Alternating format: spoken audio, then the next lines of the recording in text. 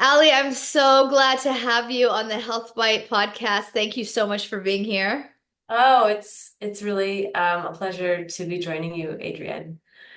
I shared this, and I'll share it with our listeners that when I stalked you and reached out to you on LinkedIn, I was so excited because I had read many of your early blog posts on being on the On Being blog and podcast, and I always found them to be so um, nourishing is the word that I like to use. So it was really nice to be able to connect. Oh, lovely. We were also kind of chit-chatting earlier, and I was sharing with you that my work in my podcast is very much about physical, mental, and emotional health and well-being, how these three things are one and the same, and how increasingly in the speaking space, I'm talking about how this type of health is also very much aligned with our professional health and health in the workplace, which is something that I think is something that you've really tried to put forward in your work and in your book and in your coaching, right? Yeah, absolutely. Yeah, if I mean, we get stressed out everywhere in life, we can get stressed out anywhere in life, and work is a huge source of stress for a lot of people.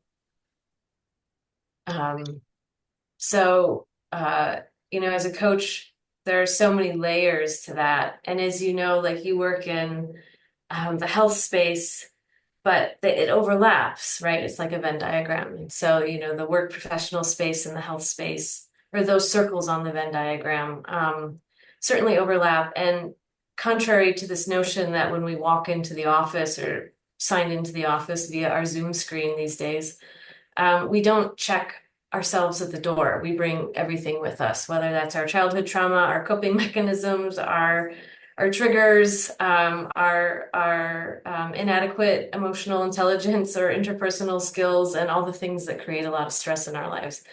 So that's a big part of my work. And I find this is kind of a new notion. I think for people, and I consider myself relatively young, but like old school still, in the sense that, we were taught, do check yourself at the door, be professional, be proper, to disconnect our emotional, don't be emotional at work, right? To really disconnect our emotional and personal selves from our work selves. And this notion that it is intertwined and that we should bring our emotional selves into the workplace is new. And I would say there's some pushback because while we can see the merits of it, we also have people in our generation love to diss the millennials and say, well, can you check your emotions a little bit at the door at least? It feels like maybe the pendulum in some spaces has swung too far. So I guess there's two questions there. The first is, how do you approach people like me or people of our generation? How do you convince us that this is something that is worth doing, that is essential in doing? Yeah. Um, I feel like our demographic. I'm 44. You're 48. Yeah.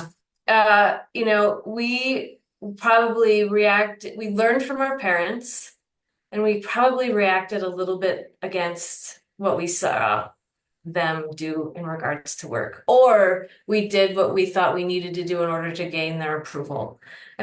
Or there's, like 10 other ways we could have responded.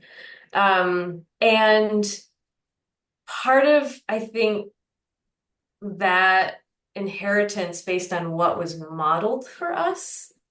We, I know for me personally, I can speak for me personally. And then I'd love to hear what it maybe is for you or was for you. But I saw my parents as mainly my dad. My mom didn't work at a full-time job. But my dad worked a lot and we were middle class.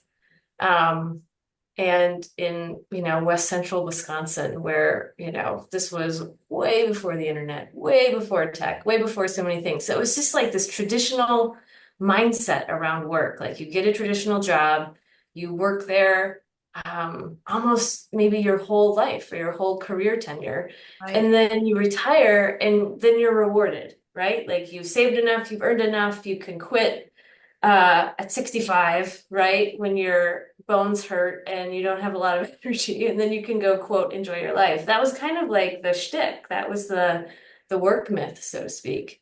And Right. I watched that and I was like, I can't find a job that in my world, from what I could see all the people in my life doing, that felt like a fit for me, that felt like a suit that fits, that felt um, like I could really do what I wanted to do and feel alive and feel supported, or even like something that kind of matched this like inner spark and longing of things that I wanted to do.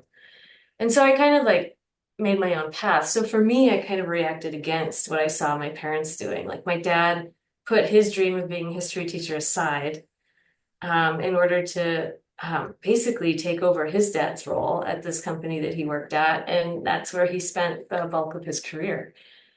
And I was like, oh, it's not going to work for me. And everybody has their own story around work because we learn so much from our parents or maybe our grandparents if our grandparents were a big part of our lives. And everybody, of course, has different, financial factors too. Some come from generational wealth and some don't. So you're building up from not a lot. So my further question is I'm trying to kind of take that in, and I'm in agreement with you on so many of your points, is, for those people who really have been raised with that uh notion, as you suggested, and also this idea of that these things should be separate, right? Like your work life is your work life. And even as you said, like maybe you start living really at 65 when you retire. And now our sense is that these different aspects of our lives should not be siloed, but should really be integrated. And not only is that important for our own health and well-being, but it actually is in service of the work as well, right? It actually enhances the work when we can bring our whole selves in. But there's pushback to that. If you weren't if you weren't raised with that notion, right? Or if you didn't stumble upon it some way as a coach where you're doing this work. And part of this question is selfish because, in my work, I'm doing the same thing. I mean, I am prescribing weight loss drugs, but I'm also recognizing that there's this other hunger, right? That there's something else going on. And yes, I'll prescribe the prescription, but I also would hope that we can get to this thing, the work that's killing you, the relationship that's destroying you, the longing that you're not addressing, in order to be able to really um, get to the root of the hunger and resolve it, right? And some people are so open to that. Like, thank you for naming the, elephant in the room. And some people, it feels like it's as clear as day. And it is so hard to get them to open up to this notion. So I guess with the latter, how Yeah. do you, and it's not our job to force people to be where they don't want to be, but presumably in your case and mine, they're coming for help. They're coming to you for coaching. How do you address that? Um, I feel like there are um, a couple different types of folks. You could frame it as, you know, um, growth, kind of like growth mentality over I forget what the opposing one is, but it's people who are open to change. And then there are folks who are not open to change. You could frame it as those who are really something in their emotional, physical, psychological body being, well-being has cracked open and they're really starting to become more conscious. You could say they're waking up and maybe on the verge of growing up. And some folks, that egg never gets cracked. Some folks really live in um, you could call it a cloud of unknowing to pull a really old mystical reference, or you could just say it's like just kind of an unconscious life. You know, they're living by the programming that um, was that they were shaped by, or that has shaped them, you know, from being a kid. The way, you know, we're all shaped by our environment and from the moment we're conceived. You know, we spend 9 months in mom's womb and absorbing all of her nutrients and her stressors and all those things. And then we emerge as this like super impressionable ball of clay, human clay.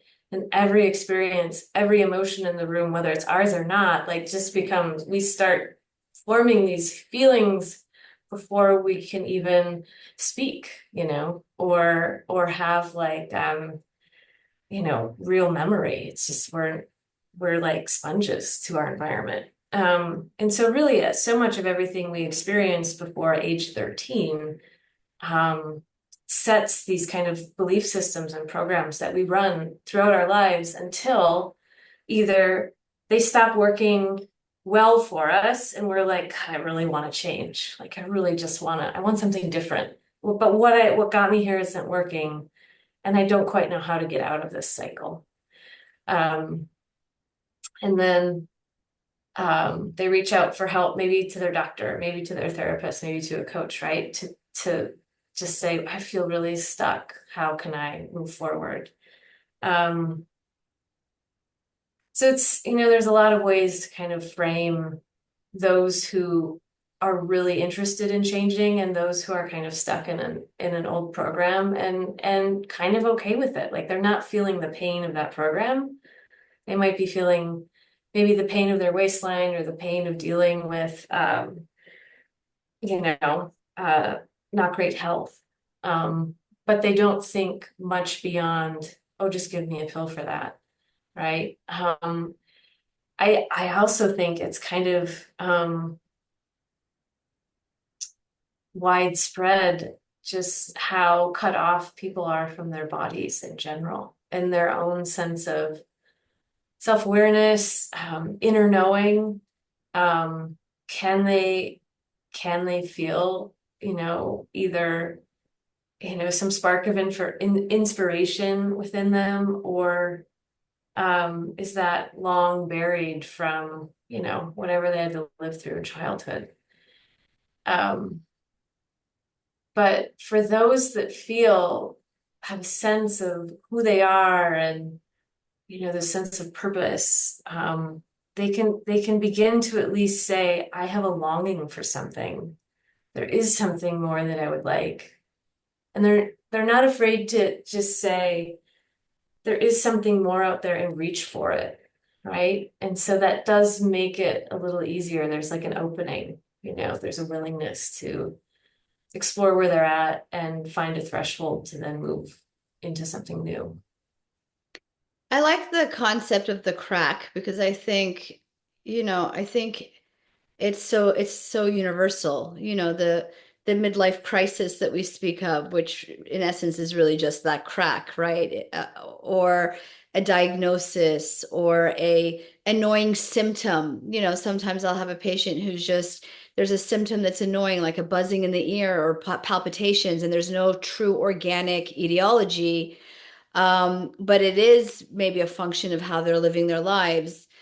So I like that notion, and I think probably a lot of our listeners are what I like to call level up people, people who are trying to learn tools to live, more fulfilling physical or emotional or spiritual lives. And even if it's not spiritual, at the very least, being proactive about their health. So given that maybe we have a demographic of people listening right now who are open, but just haven't been exposed, are there Are there a couple scenarios or an example? Like what do you commonly see in people like us, if you can sum us up like that? What are some of the common uh, themes that you see in your clients? It's such a wide range, because I work with such a wide demographic, but I can say Or one that feels important to you? yeah, well, just kind of pulling the thread from what we've talked about so far, like a lot of folks show up to work with this really traditional mindset of what work is and what work means. And but eventually, like work can get really challenging. There can be a new CEO, new boss, reorganizations, um, layoffs. I mean, the whole nine, right? Just imagine all the various work scenarios that can cause instability or stress in someone's role or spot in the organization. And um, a lot of the times, some folks need to leave and they kind of know this because they're like, this environment is like not okay for me. They might be showing health symptoms or symptoms that have, taken root in their health because of work stress. Um, I had a client that had all kinds of like, yeah, autoimmune and thyroid issues because of all the work stress. I've had worked with folks with chronic illness. And work stress is just one of the catalysts to kind of bring those things to the surface. And it's also an environment that needs tending to in order to kind of regain kind of a whole sense of health in one's life, because your relationship to work is pretty big. It's like a mattress, right? Like people say you're on your mattress 8 hours a day, that's a third of your life. It's the same with work. I've heard that so often in terms of like we spend more time at work than we do with our families or what have you. But the mattress, now I'm now I'm rethinking my mattress, Ali. Yeah. Yeah. And but I mean, if you look at an isolated work moment, there are relationships, there's power dynamics, you have relationships, laterally up and down. I mean, you have um lack of skill or competence sometimes, whether it's in a coworker or a manager, that can cause stress. Um, like I was saying, layoffs, it's a huge stress. But the fundamental unit of work is a conversation. And so much can go wrong in just that simple topic of how do I communicate? How are people communicating around me? Um, and if you double click into that and then keep clicking through the layers, you're going to identify, what are my communication styles? What are their communication styles? How well do I listen? How well do I perceive other people around me listening? Do I feel heard? Can I say what I need to say to the person who is a level above me or up power from me? How do I speak to those who are below power or, who might be my direct reports? Um, how cohesive is the team that I'm on? Can we trust each other? Can we not trust each other? If we don't trust each other, how much interpersonal stress is compounded in every interaction that I have at work? I mean, that's just like a sliver of And there's so much there so already. much there. Yeah. As you're talking, I'm thinking about, how some of these concepts are so universal, but then they also can be tied back so specifically to ourselves. And um, like my self-disclosure on this podcast is almost to a fault, but it popped in my head, so I'm going to say it. Um, Something that I come across frequently, and it actually, just recently happened, with my assistant, that if I'm very responsive. to emails, to calls. Again, sometimes my responsiveness to patients' emails, I mean, they always remark how quickly I respond. When people don't respond to me quickly, so like the assistant doesn't respond quickly, and maybe that's not a great example but you know, anyway, I think, I think everybody wants to get responded to, so it's common that that would be frustrating. However, I recognize that for me, I, I'm outraged, right? Like it's beyond, somebody else would be like, yeah, it's annoying that someone is not responsive or as responsive as I would like. Anyway, going back to the point, I think if I were to dissect that, it goes back to respect. If you respected me, you would respond to me quickly. And if I dug into that, double clicked, as you say, a little bit more, I know that for my father, respect was always important. Something that was always brought up, speak respectfully, have respect, have respect. And so I bring this self-disclosure up because I think that if we can recognize that like that thing that outrages us or sends us through the roof or becomes a constant source of stress, really if we get to the root of it, we can understand that yes, it's a frustration, but the level of outrage or stress that I feel around it is really very personal. And just that realization can allow you to soften around that a little bit and create a better work dynamic. It is both something that is deeply personal and can heal perhaps a personal wound, and it is something that is very above the surface and impacting your work relationship, right? So just, I guess it speaks to the fact that how deeply intertwined these things, even trivial things that can be in your upbringing, can actually impact the relationship and also your perception and your feelings about your work in general. Yeah, absolutely. Whenever we have a strong or outsized reaction to anything in our lives, it's a cue to get really curious about what's really going on for me. Kind of like you did, where you were like, when this person didn't respond to me, I am outraged. I feel disrespected. You probably feel unheard, unseen, possibly even annihilated. Like if you followed that feeling all the way back. And that's like a rage-filled feeling, right? Like, don't you dare wipe me out kind of a thing. Um, and it's a really good exercise to get curious when some of these big emotions show up, to be like, what meaning am I putting on this piece of reality that's happening in front of me? Somebody didn't respond promptly to an email for me or something. Um, and how much of that is mine that I'm bringing into it? And how can I get really curious about what's going on for me or what's coming up for me in this moment? Like what has been triggered and what might it point back to in my past? And what am I assigning to it? Just the Yeah. what am I assigning to this trivial email? That in of itself can be Yeah. an important opening. I did have a follow-up question to that left my brain, but it'll come back.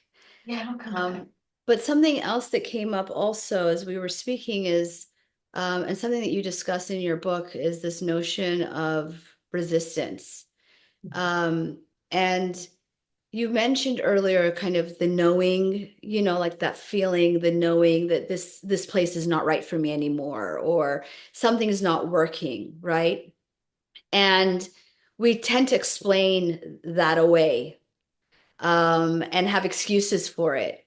Or we have very logistical reasons why we can't just dismiss it, right? Like financial reasons. The mortgage is a real thing. The fact that you're financially responsible for your family is a real thing.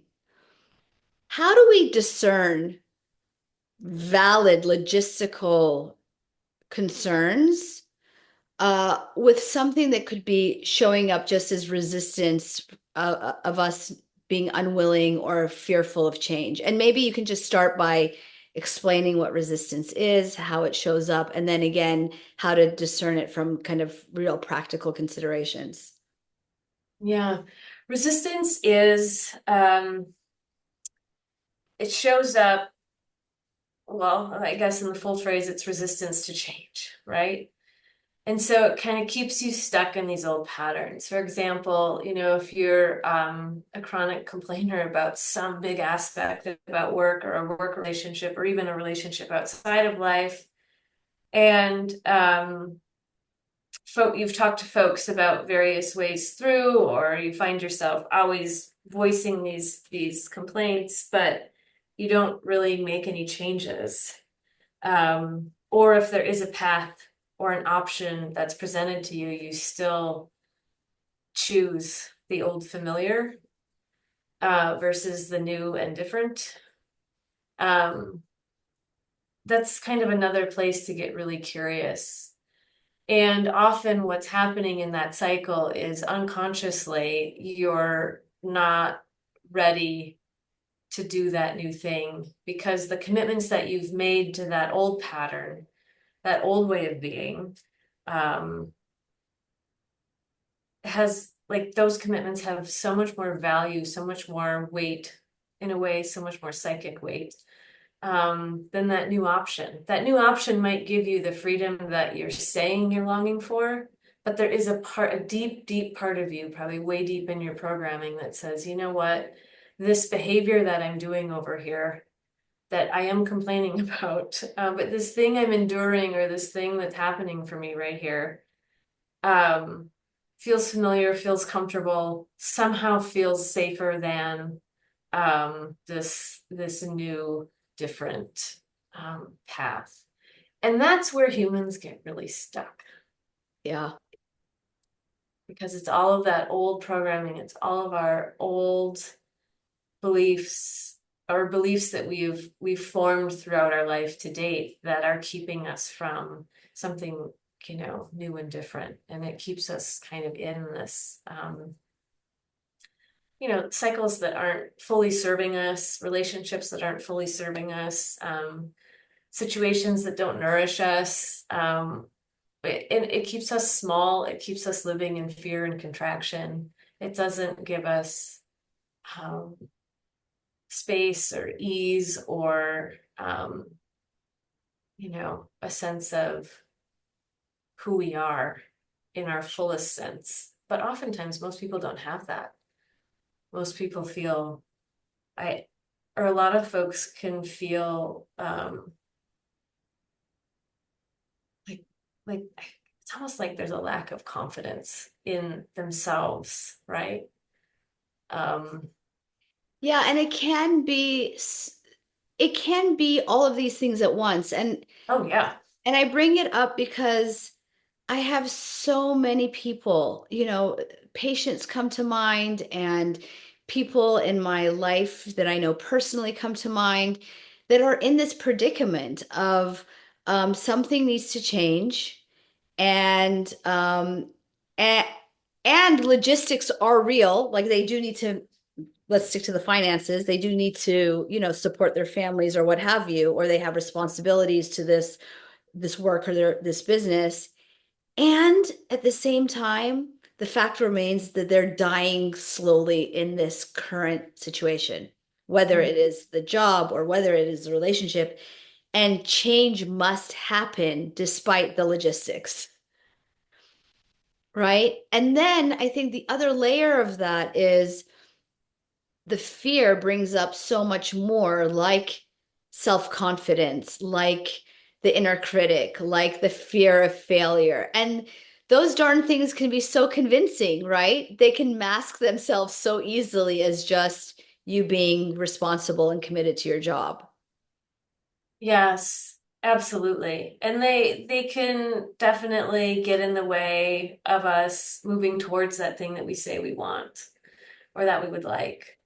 Um, and so, whenever I get a client that comes to me looking for change, there's many layers that we really have to look at. there's what are your immediate needs? What's your life like right now? What are kind of the non-negotiables in life?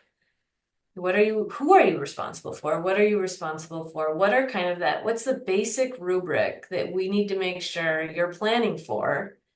If these things that are your core needs and responsibilities aren't going to change, right? For some folks, it's taking care of parents or children. Um,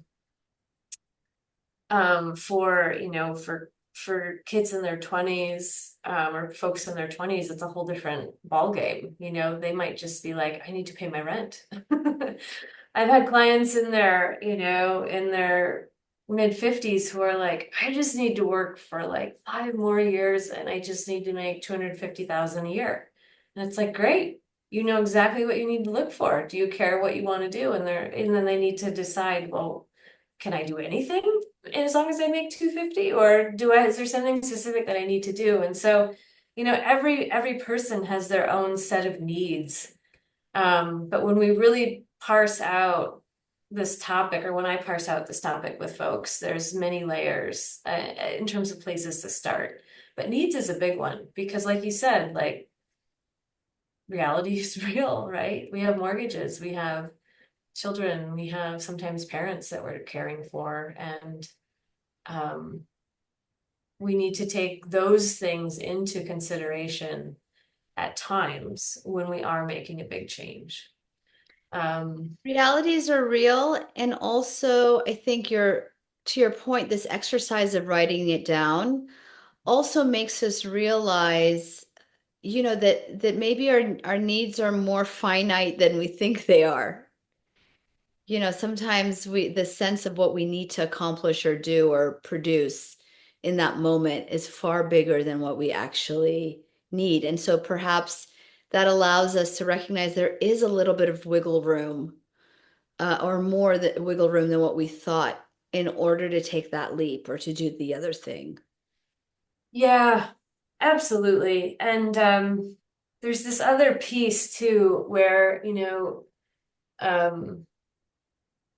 some folks get into such a stuck spot where they're like, um, I need to make a change and it needs to be wholly different and completely different than where I am now. And they think it's like this giant change that they're seeking. I need a new everything. Maybe a new location, a new house, a new car, a new me, a new wardrobe, a new eating program, a new personal trainer, whatever it is, right? Like I need everything new. And I'm not saying there aren't folks that don't have that, but often if you ask, well, what will having that do for you, right? There are unmet needs even behind all of those things that we think we need, right?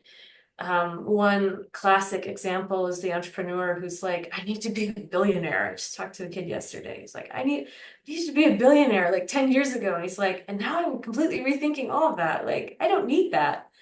But his 25-year-old self was like, that was the number for him. And there was something in that idea, which was that's what I need in order to feel whatever it was he was trying to feel. And so for a lot of us, when we think, oh my God, I need a big change, I need to just get out of here, often the change is so much closer to home. And what I mean by that is it's often a change in our way of being in the world, Mm. right? It's the way we hold ourselves in relationships. It's the way that we see and honor our own pain, fears, sadnesses, joys, etc. It's the ways that we choose to nourish ourselves or not. It's the ways that we assert boundaries in order to keep ourselves in, right? In order to um, maintain really good relationship hygiene in terms of, is this a yes for me or is this a no?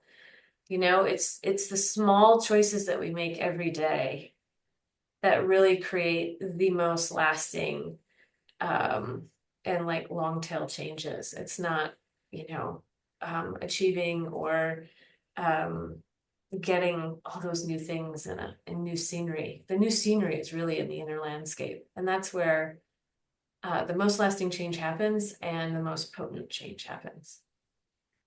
I love that you brought up the word boundaries because I actually today was I usually do a lot of solo casting, but I've had several interviews today, and this concept of boundaries came up with another interview with Shola Richards, which may be before or after this drop, but uh, talking about and his whole notion is about kindness and civility. But this idea of simple things like boundaries that you wouldn't think would be so important in terms of our professional health, you know, it could mean everything in terms of staying in that job, for example. Maybe it is a matter of not answering the emails right away, or it is a matter of informing the person on the other side how you wish to be responded to or spoken to. And that could make or break how you feel in a relationship or feel in a workspace or anything for that matter. And so, if we were just clear about that, what is our hard no? And can we communicate that in a way that is kind and respectful of both me and the other person? Mhm. That in of itself is a game changer. Oh, absolutely.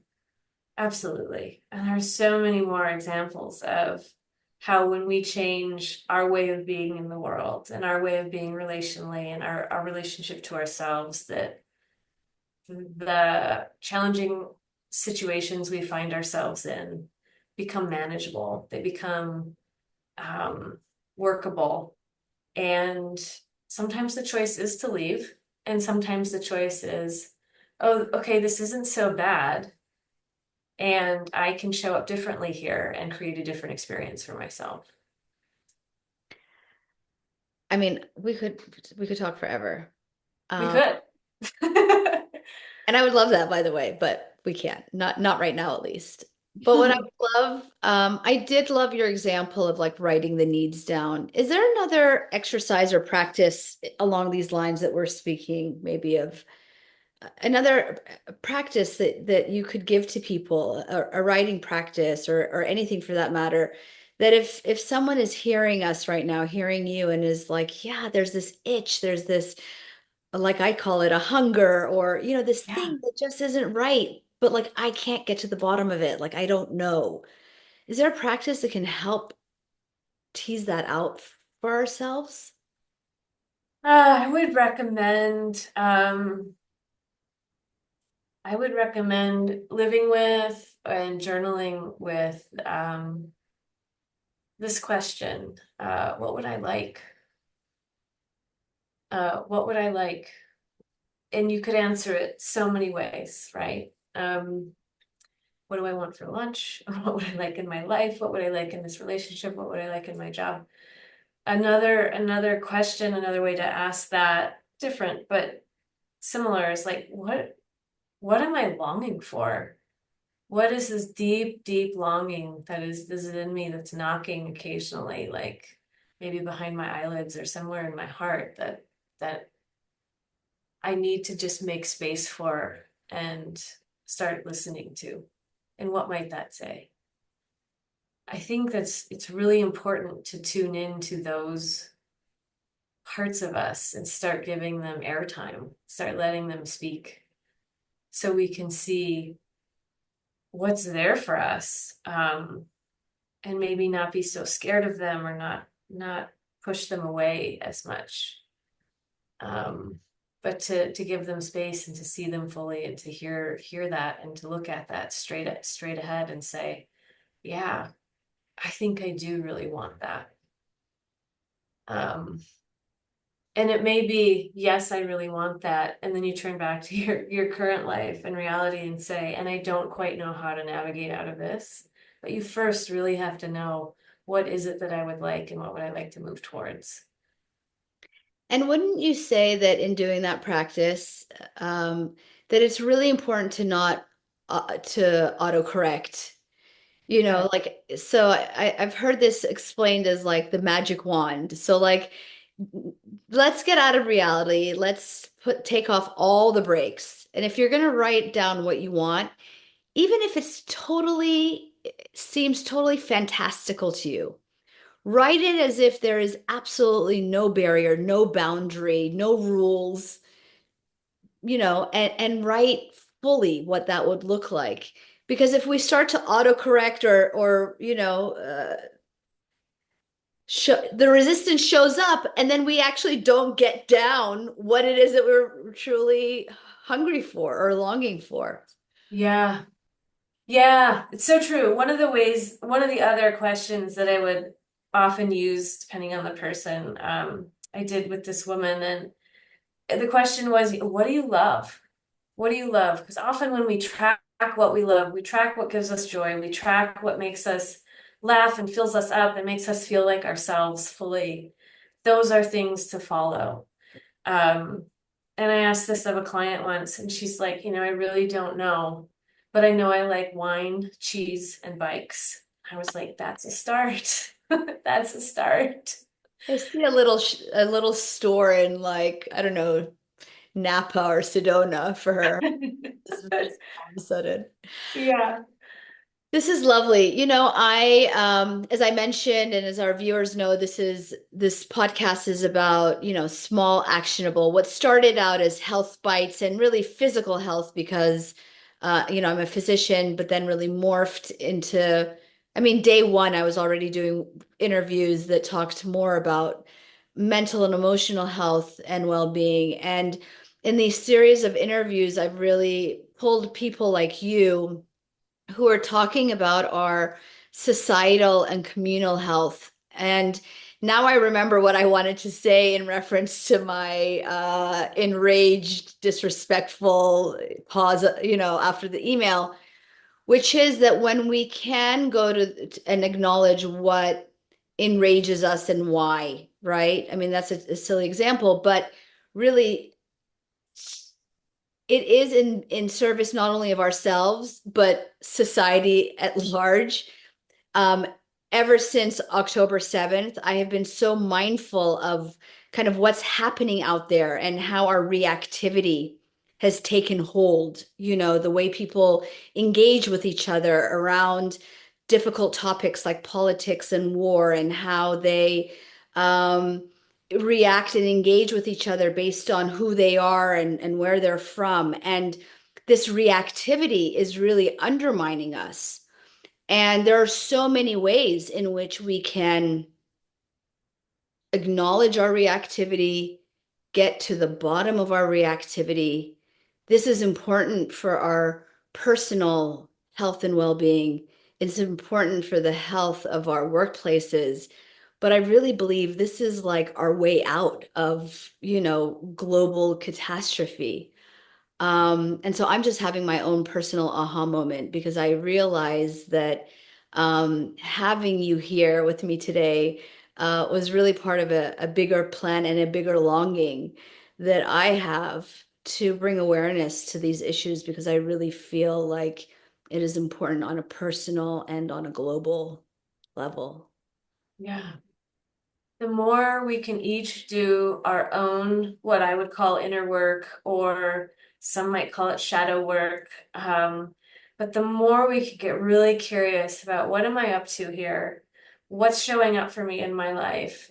How am I contributing to all these conditions that I say I don't want? Um, and how can I shift that if I would like and move towards something better or different? I think this is the work of our lives, actually. And kind of going back to a framing that I had mentioned earlier, like this is consciousness, like knocking in our hearts, going, um, hey, there's a different way to do this. There's a different way to do this that is less dramatic and filled with more opportunities for ease. And um, that is also a big piece of tending to our own well-being. You Right. know, it's tending to this one piece that affects the wholeness of our experience in life. And that is quite possibly the greatest gift and our biggest purpose in life, honestly. So I agree with you, Ali. Yeah. Well, I really again appreciate having you here and having this conversation. It has been soul food for me. And you do have a new book out, and people may be interested in reaching out for coaching, what have you. How can people find you? the best way to find me is go to reboot.io and you can find all of our content. We have a bunch of free content and courses and all kinds of free stuff for folks to poke around on. You can locate my book under the books tab on our website, and you can learn more about what we do and who we are. Wonderful. Thanks again, Ali. It was great speaking with you, and hopefully we can do this again. Yeah, that'd be lovely.